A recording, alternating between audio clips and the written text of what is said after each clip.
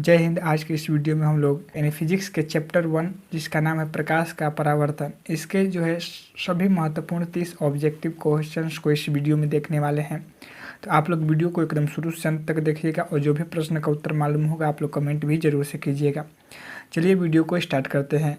देखिए यहाँ पर पहला प्रश्न है कि प्रकाश क्या है। आप लोगों को बताना है कि प्रकाश क्या है। तो प्रकाश एक ऊर्जा का रूप है, तो ऑप्शन नंबर यहाँ पर बी बिल्कुल सही उत्तर हो जाएगा। यानी प्रकाश क्या है, तो प्रकाश एक प्रकार का ऊर्जा है।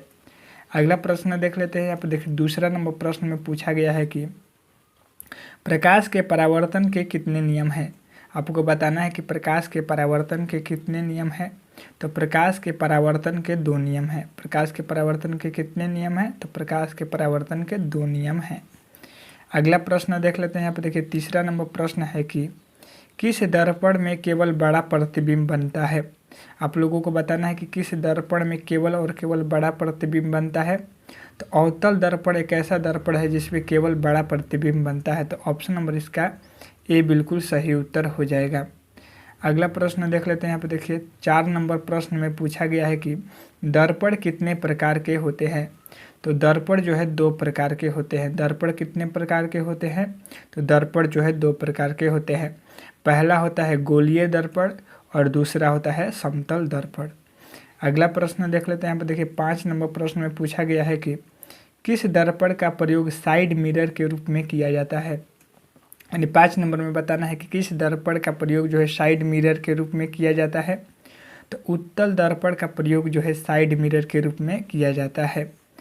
अगला प्रश्न देख लेते हैं। यहाँ पर देखिए 6 नंबर प्रश्न में पूछा गया है कि जिन वस्तुओं से प्रकाश निकलता है उन्हें क्या कहते हैं। यानी कोई वस्तु है, अगर उससे प्रकाश निकलता है तो उसे क्या कहेंगे। तो उस वस्तु को जो है प्रकाश स्रोत कहते हैं। क्या कहते हैं, तो प्रकाश स्रोत कहते हैं। अगला प्रश्न देख लेते हैं। यहाँ पर देखिए 7 नंबर प्रश्न में पूछा गया है कि इनमें से कौन प्रकाश स्रोत का उदाहरण है। प्रकाश स्रोत किसे कहते हैं, तो जिन वस्तुओं से प्रकाश निकलता है उसे प्रकाश स्रोत कहते हैं। तो इसमें से किस ऑप्शन में आपको दिखाई दे रहा है कि उससे प्रकाश निकलेगा। अगर ऑप्शन ए की बात करें तो पत्थर से प्रकाश नहीं निकलता है, कुर्सी से प्रकाश नहीं निकलता है, किताब से प्रकाश नहीं निकलता है। यानी ऑप्शन नंबर डी आपका सही उत्तर हो जाएगा। यानी जुगनू प्रकाश स्रोत का उदाहरण है, क्योंकि जुगनू से प्रकाश निकलता है। अगला प्रश्न देख लेते हैं। यहाँ पर देखिए 8 नंबर प्रश्न है कि प्रकाश स्रोत के कितने प्रकार हैं। प्रकाश स्रोत के कितने प्रकार हैं, तो प्रकाश स्रोत के 2 प्रकार हैं। प्रकाश स्रोत के कितने प्रकार हैं, तो प्रकाश स्रोत के 2 प्रकार हैं। यानी ऑप्शन नंबर बी बिल्कुल सही उत्तर हो जाएगा। कौन कौन से 2 जो है प्रकार हैं, तो पहला होता है प्राकृतिक प्रकाश स्रोत और दूसरा होता है कृत्रिम प्रकाश स्रोत। अगला प्रश्न देख लेते हैं। यहाँ पे देखिए 9 नंबर प्रश्न है कि इनमें से कौन मानव निर्मित प्रकाश स्रोत का उदाहरण है। यानी मानव निर्मित प्रकाश स्रोत का उदाहरण कौन है, तो तारा जो है प्राकृतिक प्रकाश स्रोत का उदाहरण है, सूर्य जो है प्राकृतिक प्रकाश स्रोत का उदाहरण है और जुगनू जो है प्राकृतिक प्रकाश स्रोत का उदाहरण है। लेकिन लालटेन जो है मानव निर्मित प्रकाश स्रोत का उदाहरण है। तो ऑप्शन नंबर यहाँ पर सी बिल्कुल सही उत्तर हो जाएगा। अगला प्रश्न देखिए। यहाँ पर 10 नंबर प्रश्न है कि सीधी रेखा में चलने वाले प्रकाश को क्या कहते हैं। तो सीधी रेखा में चलने वाले प्रकाश को जो है किरण कहते हैं। यानी ऑप्शन नंबर यहाँ पर ए बिल्कुल सही उत्तर हो जाएगा। अगला प्रश्न देखते हैं। यहाँ पर देखिए 11 नंबर प्रश्न है कि किरणों के समूह को क्या कहते हैं। तो किरणों के समूह को जो है किरण पुंज कहते हैं। किरणों के समूह को क्या कहते हैं, तो किरणों के समूह को किरण पुंज कहते हैं या फिर किरणों के समूह को प्रकाश पुंज भी कहते हैं। अगला प्रश्न देखें। यहाँ पर 12 नंबर प्रश्न है कि किरण पुंज कितने प्रकार के होते हैं। तो किरण पुंज जो है 3 प्रकार के होते हैं। किरण पुंज कितने प्रकार के होते हैं, तो किरण पुंज जो है 3 प्रकार के होते हैं। पहला किरण पुंज होता है अभिसारी किरण पुंज, दूसरा किरण पुंज होता है समांतर किरण पुंज और तीसरा किरण पुंज होता है अपसारी किरण पुंज। अगला प्रश्न देख लेते हैं। देखिए अगला प्रश्न में क्या पूछा है। 13 नंबर प्रश्न है कि तेल लगा कागज किस पदार्थ का उदाहरण है। तो कोई तेल लगा कागज है वह जो है किस पदार्थ का उदाहरण है? तो वह जो है पारभासी या पारभाषक पदार्थ का उदाहरण है। तो ऑप्शन नंबर यहाँ पर सी बिल्कुल सही उत्तर हो जाएगा। पारभाषक पदार्थ किसे कहते हैं? तो वह पदार्थ जिससे प्रकाश की किरण थोड़ी थोड़ी निकले, यानी उससे होकर के थोड़ी थोड़ी बाहर निकले, उसे जो है पारभाषक पदार्थ कहते हैं। पारदर्शी किसे कहते हैं? तो जिस पदार्थ से प्रकाश की किरण पूरी तरह से पार हो जाती है उसे जो है पारदर्शी पदार्थ कहते हैं। और अपारदर्शी पदार्थ किसे कहते हैं? तो जिस पदार्थ से प्रकाश की किरणें होकर न गुजर सके उसे जो है अपारदर्शी पदार्थ कहते हैं। अगला प्रश्न देख लेते हैं। यहाँ पर देखिए 14 नंबर प्रश्न है कि किस दर्पण में केवल छोटा प्रतिबिंब बनता है?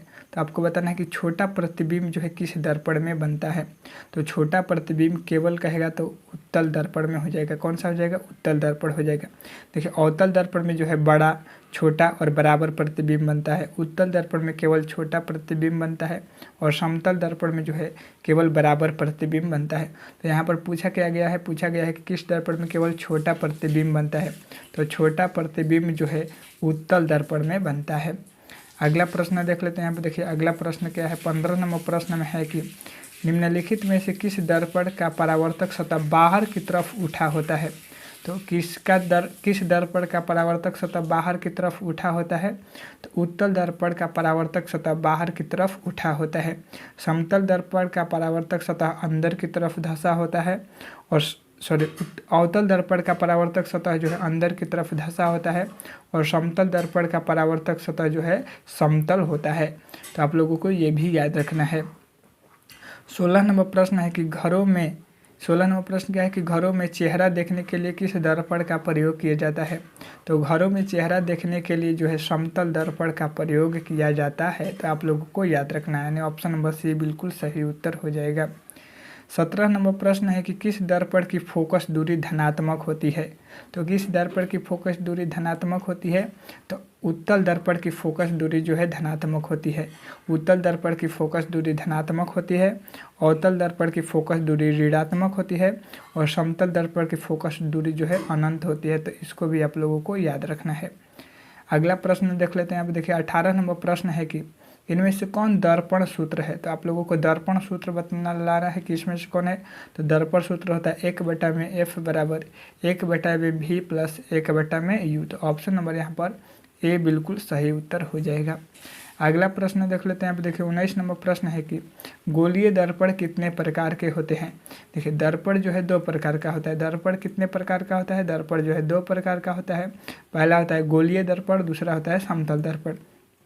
यहाँ पर पूछा है गोलीय दर्पण कितने प्रकार के होता है? तो गोलीय दर्पण भी 2 प्रकार का होता है। पहला होता है अवतल दर्पण, और दूसरा होता है उत्तल दर्पण। तो यहाँ पर क्या हो जाएगा? ऑप्शन नंबर बी बिल्कुल सही उत्तर हो जाएगा। अगला प्रश्न देख लेते हैं। देखिए 20 नंबर प्रश्न है कि समतल दर्पण की फोकस दूरी होती है। तो देखिए समतल दर्पण की फोकस दूरी होती है अनंत। ऑप्शन नंबर यहाँ पर सी बिल्कुल सही उत्तर हो जाएगा। अगला प्रश्न देख लेते हैं। यहाँ पर देखिए 21 नंबर प्रश्न है कि प्रतिबिंब की ऊंचाई तथा वस्तु के ऊंचाई के अनुपात को क्या कहते हैं? तो प्रतिबिंब की ऊंचाई तथा वस्तु के ऊंचाई के अनुपात को जो है आवर्धन कहते हैं। और आवर्धन को किससे सूचित किया जाता है? तो m अक्षर से सूचित किया जाता है। तो इसको भी आप लोगों को याद रखना है। 22 नंबर प्रश्न है कि प्रतिबिंब कितने प्रकार के होते हैं? तो प्रतिबिंब जो है 2 प्रकार के होते हैं। पहला होता है वास्तविक प्रतिबिंब और दूसरा होता है काल्पनिक प्रतिबिंब। अगला प्रश्न देख लेते हैं। यहाँ पर देखिए 23 नंबर प्रश्न है कि किस प्रतिबिंब को पर्दे पर प्राप्त किया जा सकता है? तो किस प्रतिबिंब को पर्दे पर प्राप्त किया जा सकता है? तो वास्तविक प्रतिबिंब को जो है पर्दे पर प्राप्त किया जा सकता है। 24 नंबर प्रश्न में पूछा गया है कि आपतन कोण किस कोण के बराबर होता है? तो आपतन कोण जो है परावर्तन कोण के बराबर होता है, यानी ऑप्शन नंबर यहाँ पर ए बिल्कुल सही उत्तर हो जाएगा। अगला प्रश्न देख लेते हैं। यहाँ पर देखिए 25 नंबर प्रश्न है कि सूर्य के प्रकाश को पृथ्वी तक आने में कितना समय लगता है? तो सूर्य के प्रकाश को पृथ्वी तक आने में 8 मिनट का समय लगता है, यानी 8 मिनट 20 सेकंड का समय जो है सूर्य के प्रकाश को पृथ्वी तक आने में लगता है। अगला प्रश्न देखिए यहाँ पर 26 नंबर प्रश्न है कि किस दर्पण में बड़ा, छोटा और बराबर प्रतिबिंब बनता है?